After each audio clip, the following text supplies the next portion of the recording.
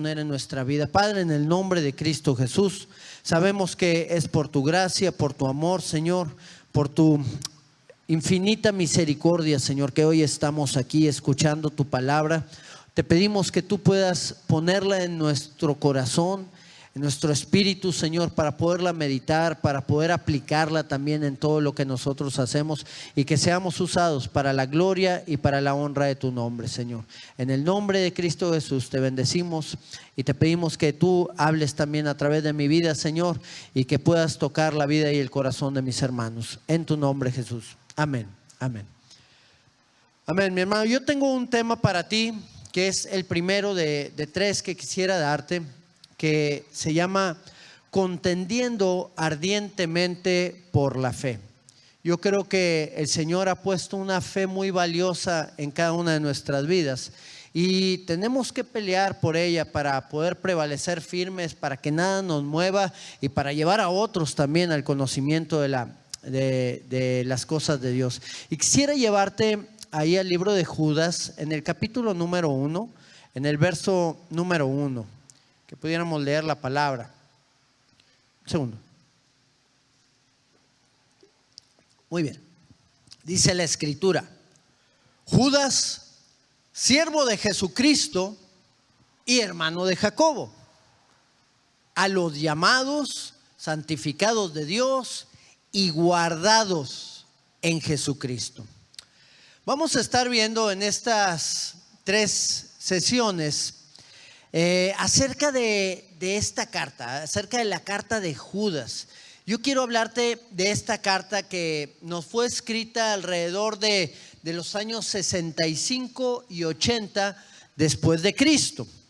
En estos años, después de la venida del Señor, 65, alrededor de 80 años después de la venida de nuestro Señor, pues se vieron distintos casos en la iglesia. Distintas cosas buenas, pero también distintas cosas que tenían que ser transformadas y que ser cambiadas en el pueblo de Dios. Sucedieron en un tiempo que era difícil para la iglesia, pero que aún y que fue difícil en ese tiempo, yo creo que se aplica también en nuestros días esa misma palabra para cada uno de nosotros, para nuestras familias y para todo el ambiente y la sociedad en la cual nosotros estamos viviendo. La carta que vamos a ver es esta carta de Judas, que consta de un capítulo solamente. Hay quien dijo que no es una carta, sino es un apostillamiento nada más, pero no es así, porque en esta epístola podemos ver grandes principios que el Señor ha establecido y que ha puesto para cada uno de nosotros. Respecto al autor, a Judas, bueno, hay varios Judas que se mencionan en la Biblia. Yo me detuve bastante tiempo a poder analizar quién era realmente el escritor de Judas, porque hay diversas corrientes y no nos vamos a poner a hablar de estas corrientes ni de ello, sino solamente te voy a llevar de manera muy sencilla a entender lo que yo pude comprender también. Judas era el hermano de Jacobo, ¿ok? Este hermano de Jacobo y él eran a la vez también hermanos de Jesús, ¿ok? Judas escribió la epístola de Judas y Jacobo escribió la epístola de Santiago. Él fue uno de los pilares en la iglesia, por eso Judas hace referencia: soy hermano de Jacobo y siervo de Jesucristo. No lo veía como un hermano, sino como el Señor a quien él adoraba. Ahí en el libro de Mateo, en el capítulo 13, en el verso 55, se preguntaban de Jesús y decían: ¿no es este el hijo del carpintero? ¿No se llama su madre María y sus hermanos Jacobo, José, Simón y Judas? Aquí vemos a Jacobo y a Judas presentes.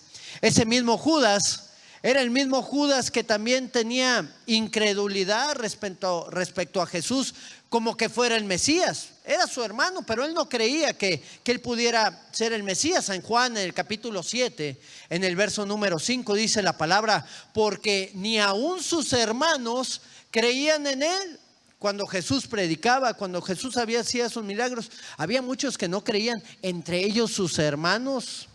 Ninguno es profeta en su propia tierra, dijo nuestro Señor Jesucristo. Pero qué interesante que después de ver el poder de Dios, la transformación que Él hizo en sus tiempos, su muerte y su resurrección, ellos pudieron también creer. Ahí en el libro de Hechos, en el capítulo número 1, en el verso número 14, dice la palabra: todos estos, sus discípulos, perseveraban en oración y ruego. Si vamos al verso 13, habla de sus discípulos, perseveraban en oración y ruego. ¿Con quién? Con las mujeres y con María, la madre de Jesús, y con sus hermanos. Así que aquí podemos ver a Judas y a Jacobo como hermanos de nuestro Señor Jesucristo, que pudieron escribir cartas que son de gran importancia para cada uno de nosotros. Esta carta está dirigida al pueblo de Dios en general. No iba dirigida a una iglesia en particular. ¿Por qué? Porque dice esta carta en el versículo 1, dice, va dirigida a los llamados, ¿ok? ¿Cuántos llamados por el Señor hay aquí? Dice, a los santificados de Dios, en Dios Padre, o sea, aquellos que han sido apartados para el Señor. Somos llamados y somos apartados para el Señor, para caminar en su voluntad, y guardados en Jesucristo durante todo el proceso de nuestra transformación y de nuestra santidad en el Señor y el llamamiento que Él tiene para nosotros. Qué interesante saber que vamos a ser guardados por Él. Así que si Dios nos está guardando, pues de qué debemos de tener temor. Amén. Tenemos que ponernos en los pies del escritor de esta carta o de cualquiera de las cartas de las Escrituras para saber qué era lo que estaba pasando en ese tiempo en él y cuál era el mensaje que él también quería transmitir. Si tú ves en esta carta, que consta de solo un capítulo, vas a encontrar un mensaje que va dirigido hacia la salvación, hacia ese galardón que tú y yo tenemos, hacia esas cosas que ya hemos alcanzado. Va dirigida hacia la iglesia esta carta en específico, pero también este hombre Judas nos da algunas advertencias para que tú y yo podamos estar atentos y para que no caigamos en el error y no caigamos en situaciones que nos van a desviar del camino del Señor o del propósito que Él tiene preparado para cada uno de nosotros. Así que esta carta está dirigida al pueblo de Dios, a aquellos que hemos sido llamados, a aquellos que hemos sido santificados y a aquellos que somos guardados en Cristo Jesús, para que el enemigo no nos toque. Así que, bueno, vamos a ver esta primera parte y vamos a ver en esta carta algunos principios importantes que podemos aplicar en este capítulo. Y bueno, ¿qué es lo que nos habla esta palabra? Hay un llamado. ¿Cuál es el llamado? El llamado es a exhortarnos para pelear en la verdad. Tenemos un llamado como hijos de Dios y ese llamado es levantarnos en guerra. ¿Por qué? Porque somos el ejército del Señor. ¿Cuántos soldados del ejército del Señor hay aquí? Amén. ¿Cuántos? Yo creo que muchos de nosotros somos soldados de su ejército y tenemos que pelear en la batalla y en la lucha que Él nos ha llamado a pelear a cada uno de nosotros. Así que vamos a ir a Judas un poquito más adelante en el verso número 3, capítulo 1, verso número 3. Nos dice la palabra: amados, por la gran solicitud que tenía de escribiros acerca de nuestra común salvación. Recuerda, va escrito a la iglesia y está escrito por esa común salvación que todos nosotros tenemos. Dice él: me ha sido necesario escribirles, exhortándoles que contiendan ardientemente por la fe que ha sido una vez dada a los santos. ¿Cuál es el llamado? El llamado es que tú y yo podamos contender por la fe que nos ha sido entregada. Tenemos que saber que tenemos un tesoro preciado, que es la fe que tenemos. Una fe que trajo a nuestra vida salvación, ya que alcanzamos la gracia de Dios a través de ella. Por gracia somos salvos por medio de la fe. El mundo te quiere mantener callado. El Satanás te quiere mantener callado. No quiere que tú hables acerca de esa fe, acerca de las buenas noticias que tú ya has alimentado ahí en tu vida. ¿Y qué es lo que sucede cuando nosotros nos callamos? Que nosotros no llegamos a cumplir el propósito del Señor, sino el propósito del enemigo, que es el de matar, robar y destruir. Ahora, ¿qué significa esto? Significará que tenemos que tomar las armas para levantarnos en esta guerra santa y destruir a todos los que se opongan al conocimiento del Señor. No, las armas de nuestra milicia no son carnales, sino poderosas en Dios. Nuestra lucha no es contra la gente, sino es contra el mismo infierno, y este infierno no quiere que nosotros hablemos ni que publiquemos el mensaje de vida que nos ha dado nuestro Señor Jesucristo. Tenemos que tomar las armas, pero las armas espirituales para ganar la guerra en el nombre de nuestro Señor. Me llama la vida de un hombre llamado Nick Vujicic. Muchos de nosotros lo conocemos.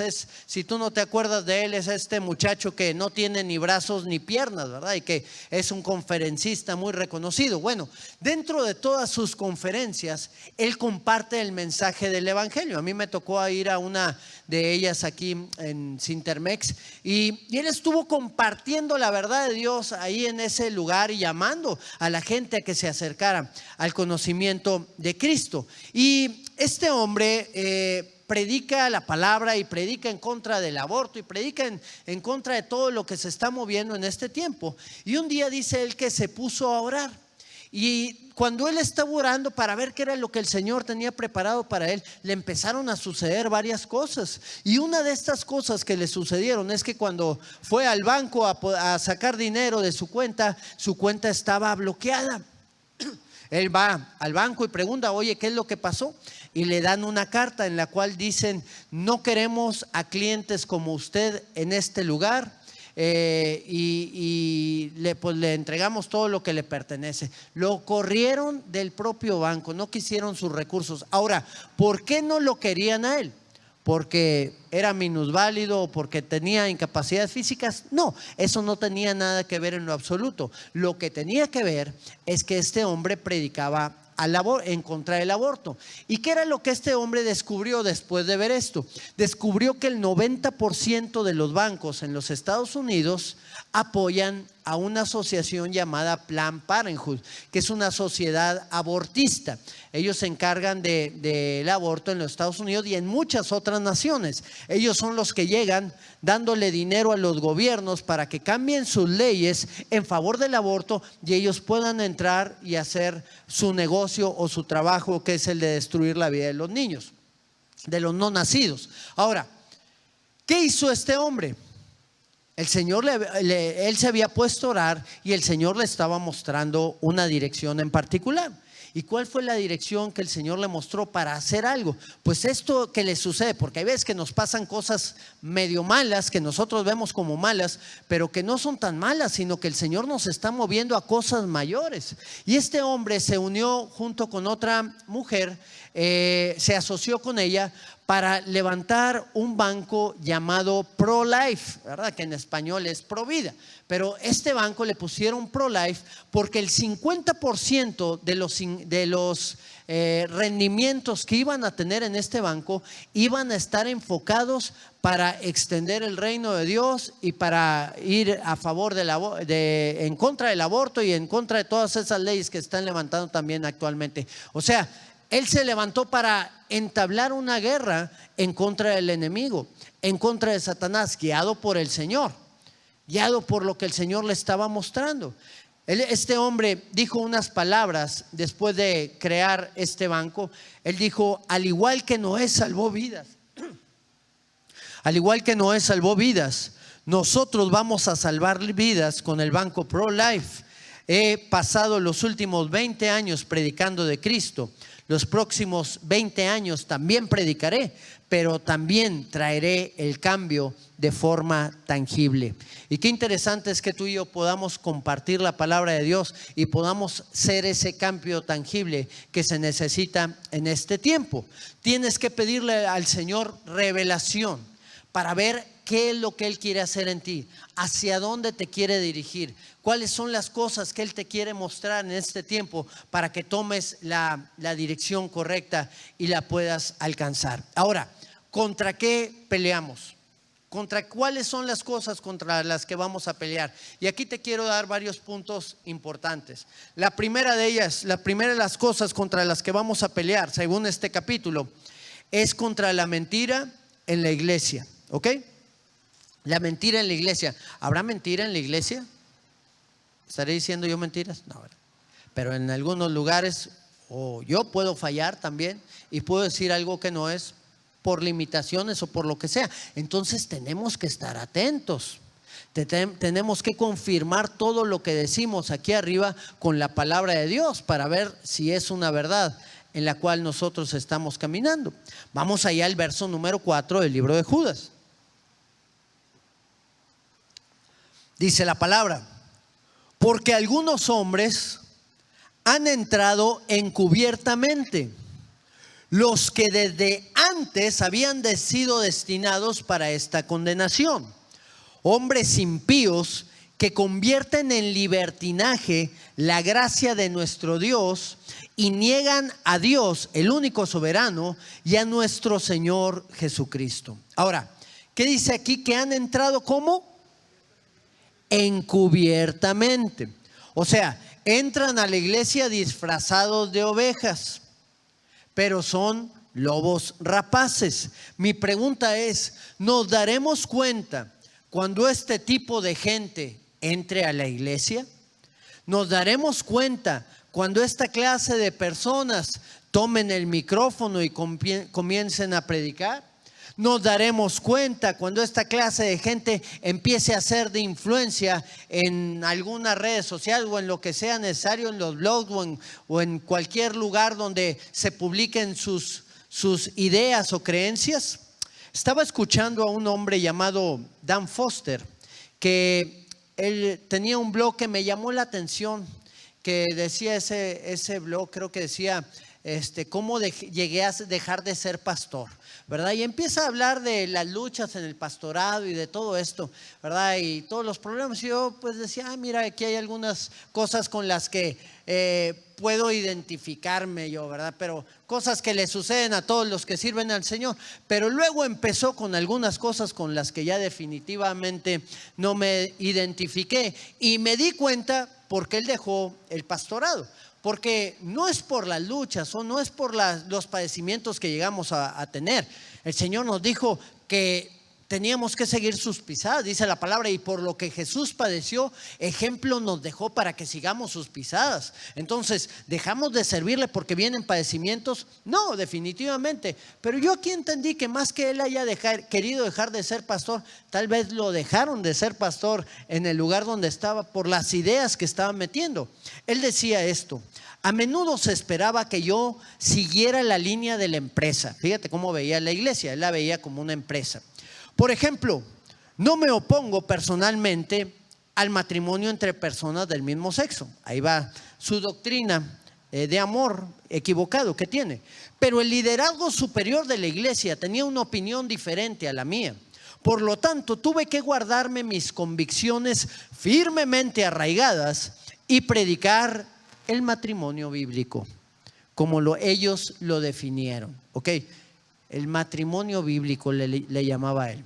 El problema de este hombre no era solamente el error en el que estaba cayendo doctrinalmente y escrituralmente, sino lo que la gente le contestaba en ese blog, porque era un blog que llegaba a miles de personas. Todos o por lo menos los que yo vi, que empecé a ver a muchas personas, todos estaban a su favor y le decían, sí, yo también estoy frustrado, decían unos, con la religión en los Estados Unidos. Los pastores deberían de cambiar su discurso de odio y ver qué es lo que nuestra sociedad necesita. Bueno, pues el discurso que los pastores están dando, o los que deben de dar el discurso correcto, no es un discurso de odio, es un discurso de amor. ¿Por qué un discurso de amor? Porque están sacando a toda esa gente que se está yendo al infierno sin hacer escalas en el camino. Se están perdiendo sin Cristo. Pero de repente llegan estos lobos rapaces y empiezan a sobarle el lomo a esta clase de gente, en vez de apartarlos de la dirección en la cual están caminando rumbo a un infierno que va a consumir sus vidas. Y no hasta que lleguen allá desde este mismo momento. El suicidio, la mayor cantidad de personas que se suicidan son las personas que no tienen una identidad sexual correcta. Él decía en otra de esas partes: uno de los mayores pesares que tengo es haber hablado de reglas, del paso a paso que se tiene que seguir para ser aceptable a Dios, de los estándares que les impuse a otros. Hubiera deseado predicar más acerca de la gracia. No hubiera hablado de las reglas, de los mandamientos, de las cosas que tiene que hacer la gente. Hubiera hablado de la gracia de Dios. O sea, de que tú eres salvo por la gracia de Dios y siempre vas a ser salvo y Dios te ama y no va a pasar nada. Dios ya mostró tu misericordia, haz lo que quieras en esta vida. Era lo que trataba de exponer esta persona. Por eso el libro de Judas dice en este pasaje que leímos que ellos convierten la gracia en libertinaje. La palabra en griego para libertinaje es aselgeian, que significa desenfreno sexual. O sea, el libertinaje está ligado a un desenfreno sexual. Por lo regular va relacionado a este tipo de pecado, a este tipo de desviación.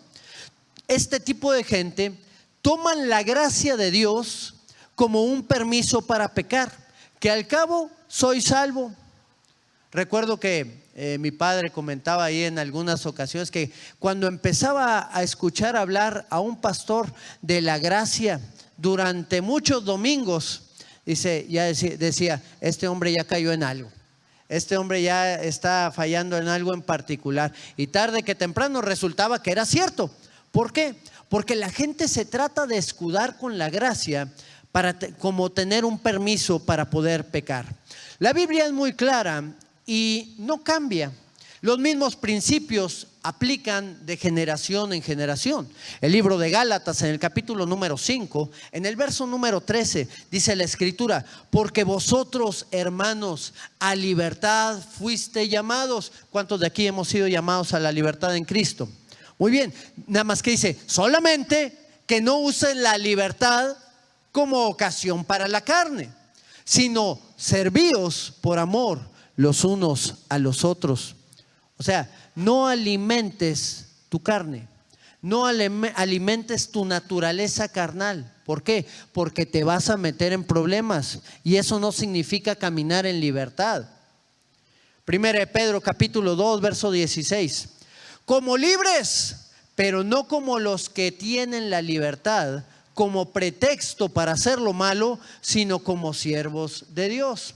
Qué interesante, porque aquí es donde muchos dicen: no, yo no soy religioso.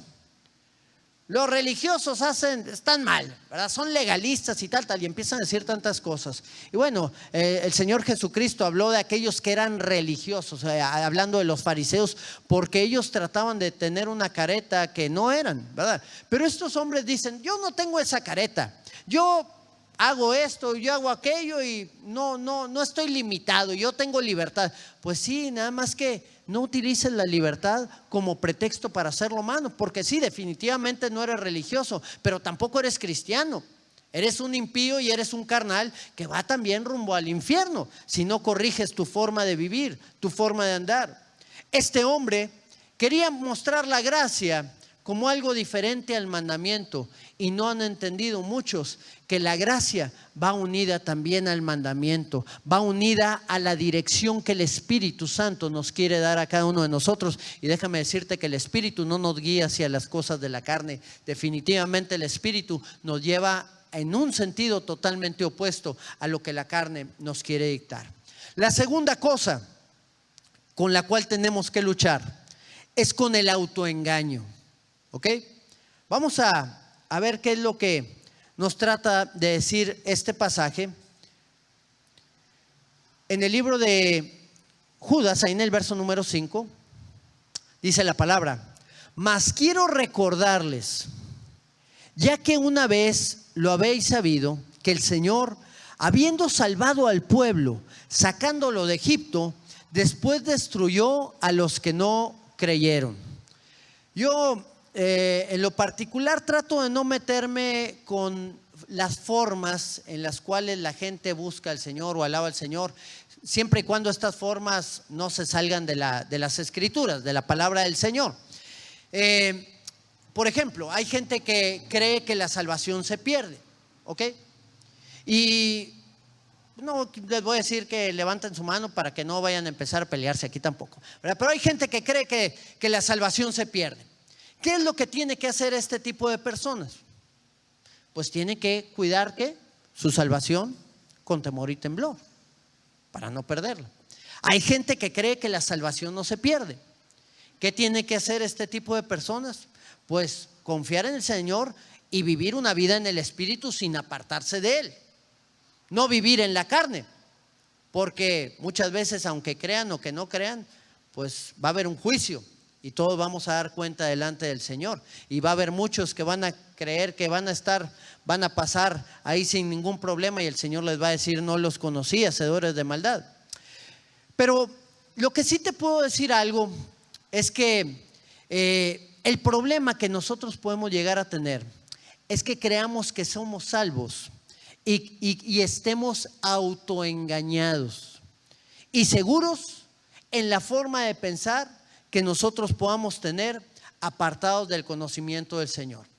Este pasaje en particular nos habla del pueblo de Israel. ¿Qué había pasado con el pueblo de Israel? El Señor los había sacado de Israel, y me llama la atención la palabra que utiliza Judas. Él utiliza esta palabra, dice: habiendo salvado al pueblo sacándolo de Egipto. La palabra clave es salvado. Habiendo salvado al pueblo, después, ¿qué dice? Destruyó a los que no creyeron. O sea, los que ya eran salvos los destruyó el Señor. ¿Por qué? Porque no salieron adelante en el proceso de salvación, porque no cumplieron el propósito de Dios, porque no creyeron hasta el fin. Por eso dice la palabra: el que persevere hasta el fin, ese será salvo. Qué gran ejemplo nos da el Señor en su palabra para estar atentos a la santidad y al cumplimiento de su palabra en la vida de cada uno de nosotros. El verso número 6 todavía es más claro, refiriéndose, dice: y a los ángeles que no guardaron su dignidad, sino que abandonaron su propia morada, los ha guardado bajo oscuridad en prisiones eternas para el juicio del gran día. Estos ya estaban en el cielo, ya estaban delante del Señor, adorándole y exaltándole por siempre. Ya eran salvos, ya estaban ahí glorificando el nombre del Señor. Pero estando allá en la eternidad, se corrompieron, pisotearon su dignidad, la dignidad que Dios les había dado, y ni estando ya en el cielo tuvieron el salvoconducto para quedarse.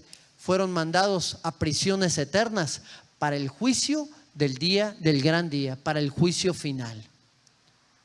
Ni siquiera los ángeles, que no tenían una naturaleza pecaminosa como nosotros, alcanzaron salvación eterna, sino que por pisotear su dignidad se unieron a esa rebelión en el cielo, y ni ellos obtuvieron salvación. Cuanto más aquellos que están confiados, autoengañados en sí mismos, en su forma de caminar y de andar fuera de la voluntad del Señor, y pensando que son salvos. Tenemos que luchar en contra del autoengaño. Yo conozco a muchos cristianos que cambian de doctrina cuando les sucede, cuando ellos caminan en pecado cuando caen en un pecado en particular. No, es que aquí ya el Señor ya no me había dado cuenta bien que se hace de esta otra manera, ¿verdad? No quiero ser muy específico en muchas cosas, pero la gente cambia su doctrina muchas veces cuando le suceden cosas. Y me da mucha tristeza que se apartan del Señor. Yo me acuerdo cuando no estaba en los caminos del Señor, yo sabía que me iba a ir al infierno.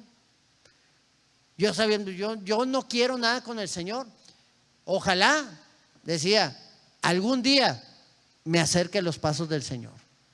porque no quiero dejar todo esto que tengo, ¿verdad? La vida, los placeres, el alcohol, los vicios, lo que sea. No lo quiero dejar.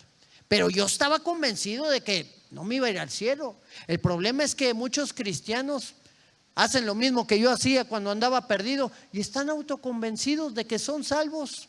Y están autoconvencidos y autoengañados de que un día van a estar en la presencia del Señor. Tenemos que pelear en contra de todas esas cosas. Tenemos que pelear también contra la mentira en el mundo. Primero la mentira en la iglesia, el autoengaño, pero también la mentira en el mundo. Vamos allá a Judas, capítulo 1, en el verso número 7.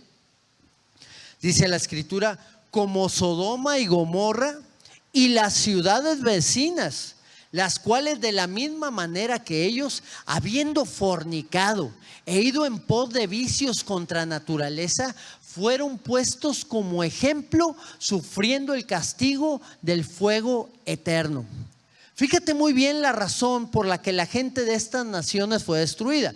Primero tenemos que saber que Sodoma y Gomorra eran parte de esa generación perdida en el mundo, ¿ok?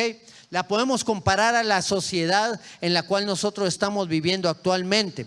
Ellos estaban pervertidos en un estilo de vida de desenfreno sexual, llegando al extremo no solo de fornicar, que es tener relaciones en el matrimonio, sino caer en vicios en contra de la naturaleza.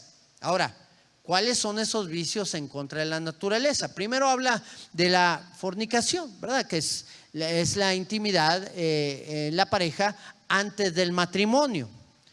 Desde ese punto ya estaba perdida la gente. Hay muchos que dicen, no, es que es amor. Pues sí, pero pues ya le has dado amor como a 20 o 30, ¿verdad? Ya deja de dar ese tipo de amor. Es fornicación, es pecado. Y luego se van corrompiendo cada vez más hasta llegar a ir al punto de actuar en vicios contra naturaleza. Vamos a ver cuáles son esos vicios. Dice el libro de Romanos capítulo 1 en el verso número 26. Como esta gente, dice, no probaron tener en cuenta a Dios, por eso Dios los entregó a pasiones vergonzosas, pues aún sus mujeres cambiaron el uso natural por el que es contra naturaleza. Y de igual modo también los hombres, dejando el uso natural de la mujer, se encendieron en su lascivia unos con otros, cometiendo hechos vergonzosos hombres con hombres y recibiendo en sí mismos la retribución debida a su extravío. Aquí está la causa por la cual esas naciones fueron destruidas, y aquí está la causa por la cual muchas naciones después de ellas lo fueron también y lo van a hacer otras tantas más. Estamos viviendo ese problema actualmente. Tenemos que entender que tiene que haber una transformación en nuestra sociedad. ¿Y quién va a efectuar esa transformación si no es la iglesia del Señor? ¿Quién le va a decir a la gente que tiene que cambiar su vida? ¿Quién le va a decir a la gente que tiene que hacer cambios en su manera de ser, en su manera de actuar, en su manera de vivir? Tú y yo tenemos que levantar esa antorcha en este tiempo y pelear en contra del enemigo. Si no, vamos a caer en el mismo problema. Inciso D. Otra de las cosas que tenemos que pelear es por la falta de respeto a la palabra del Señor o a lo que Dios ha dicho. Judas capítulo 1 en el verso número 8. Dice la escritura, no obstante, de la misma manera también estos soñadores mancillan la carne, rechazan la autoridad y blasfeman de las potestades superiores. Cada generación tiene características en particular. Por ejemplo, una de las generaciones donde empezó a haber cambios drásticos en nuestra cultura fue con los baby boomers. Los baby boomers son aquellos que nacieron del año 61 al año 81, ¿ok? Estos baby boomers, fíjate lo que los caracterizó. tuvieron un rompimiento con las costumbres anteriores. Si tú ves películas desde antes de los 60, de los 50 y la comparas con películas de los 60 o 70 o más para arriba, vas a ver que hay una gran diferencia. Y si tú las comparas con películas de ahorita, ya hay una comparación totalmente extrema. Pero en estos años fue donde empezó a haber muchos cambios. En estos años, algo que los caracterizó fue el rompimiento con las costumbres anteriores. Fue también que muchos dejaron de creer en Dios. Fue una generación que dejó de creer en Dios y por eso vemos el fruto. No respetaban también a los padres. Fue otra de las cosas que se empezó a dar, que el respeto que se le tenía a los padres antes de estas generaciones, ahora fue totalmente diferente. Ahora ya los hijos le hablaban al tú por tú a los padres y hasta aún les gritaban o a unos hasta los golpeaban físicamente. ¿Qué fue lo que hubo también? Fue cuando se despertó lo que le llaman la revolución sexual, ¿verdad? Un desenfreno sexual. ¿Ves cómo esta situación en particular va ligada en todo este capítulo de la epístola de Judas? Y es en las cosas en las cuales debemos de poner mucha atención en este tiempo. Desde esta generación en delante, si tú te das cuenta, vino un deterioro a la sociedad. Ahora, los baby boomers, los que vivieron del 61 al 81, ya se asustan de lo que las generaciones que vinieron después de ellos están haciendo. Lo que las generaciones antes de estas personas se asustaron con ellos, ahora ellos se asustan porque la sociedad va de mal en peor. Ahora se han levantado los conocidos millennials o la generación Z, llamada también soñadores. Te dice algo con respecto a lo que dice este pasaje. Dice, no obstante, de la misma manera también estos soñadores mancillan la carne, rechazan la autoridad y blasfeman de las potestades superiores. Aquí vemos cómo estas generaciones actuales están cambiando por completo, ahora sí pervirtiéndose aún más de esas características que estaban mejor en tiempos anteriores. Por ejemplo, estos hombres ahora han rechazado, o hombres y mujeres que son de esta generación millennial, han rechazado por completo el concepto de la autoridad.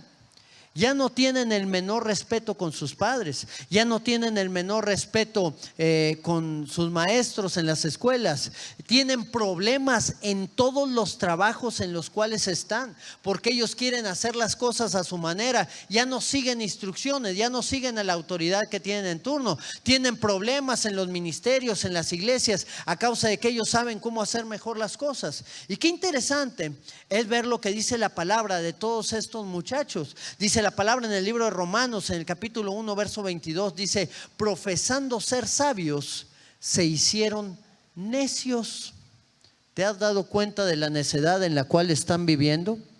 Desgraciadamente, ya uno cuando ha madurado y cuando ha crecido, se da cuenta de los errores de la juventud. Y ahorita muchos nos damos cuenta de los muchos errores que ellos están enfrentando, caminando en una dirección correcta. Para ellos, la autoridad es aquello que los lleve a completar las ideologías que ellos tienen, las filosofías en las cuales se han estado metiendo.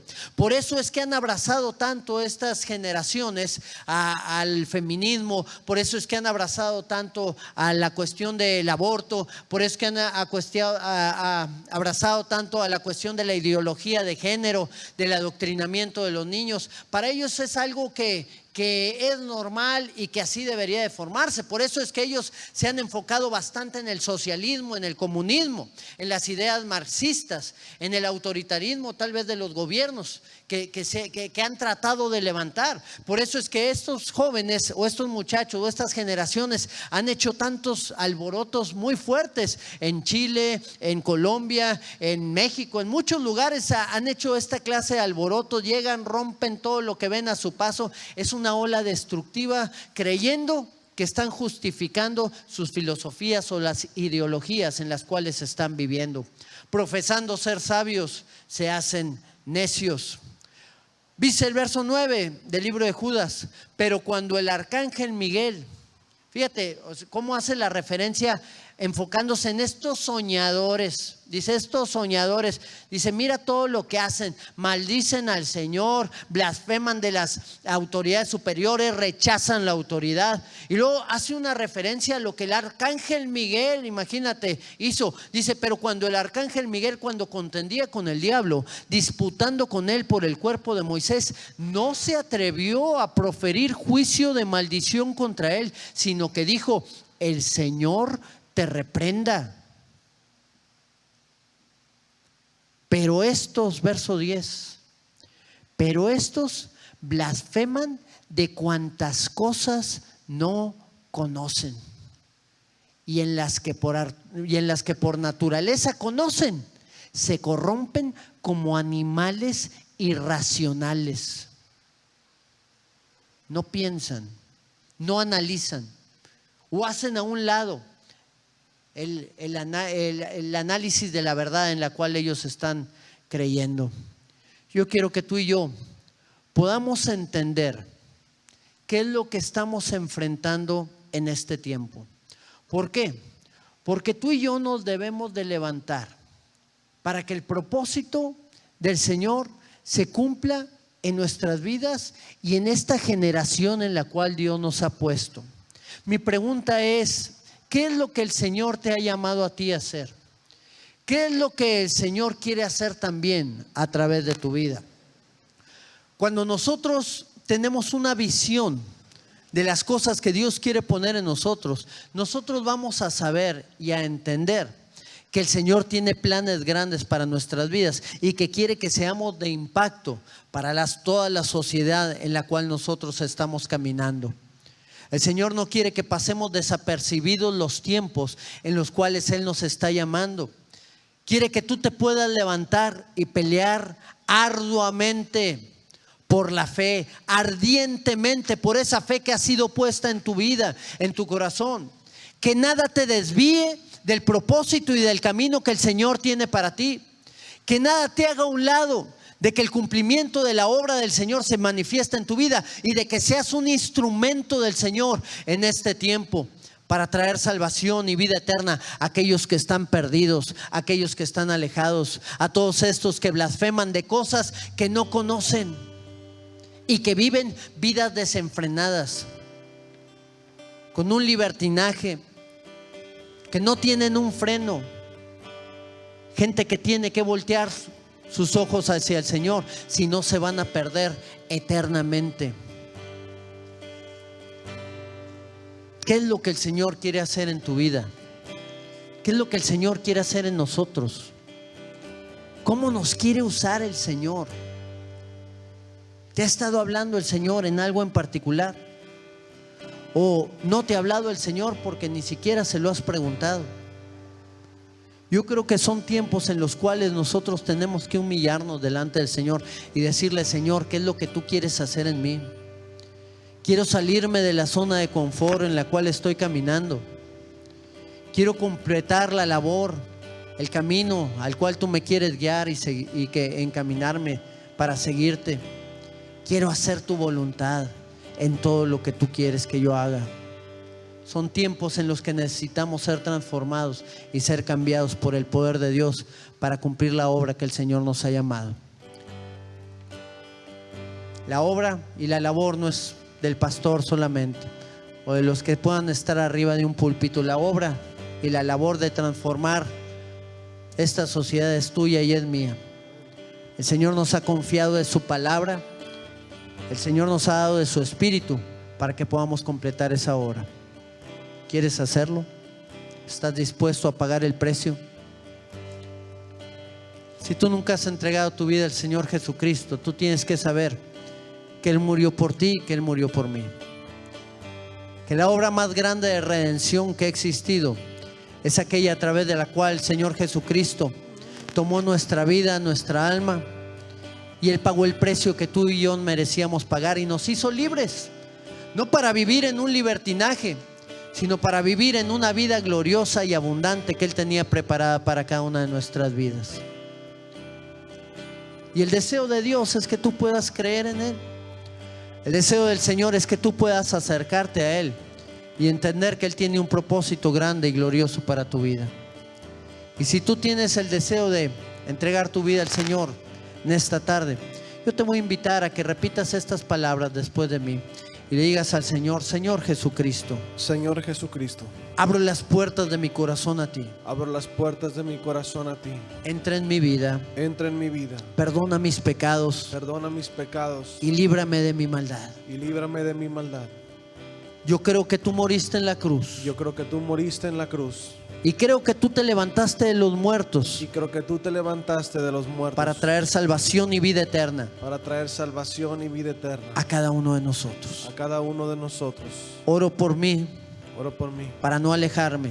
para no alejarme. Oro por mi familia Oro por mi familia, para que te conozcan. para que te conozcan. Cumple tu propósito Cumple tu propósito en este tiempo, en este tiempo, en el nombre de Jesús. en el nombre de Jesús. Permíteme hacer una oración. Padre, en el nombre de Cristo Jesús, yo oro por la vida de mis hermanos, por la vida de cada una de las personas que están en este lugar. Sabemos, Señor, que tú quieres levantarles para cosas poderosas, Señor. Aquellos que hicieron esta oración por primera vez, pon de tu fuego, pon de tu presencia en ellos, Señor. Aquellos que ya te conocen, guíales en tu voluntad, Señor, y que nada ni nadie les aparte del camino en el cual tú les quieres llevar. Que tus propósitos se cumplan, que tu obra sea manifiesta en la vida de cada uno de mis hermanos, Señor, y que cumplan el llamado, Señor, glorioso que tú tienes para cada una de sus vidas. Obra en cada uno de nosotros, Señor, en el nombre de Cristo Jesús. Amén, Padre. No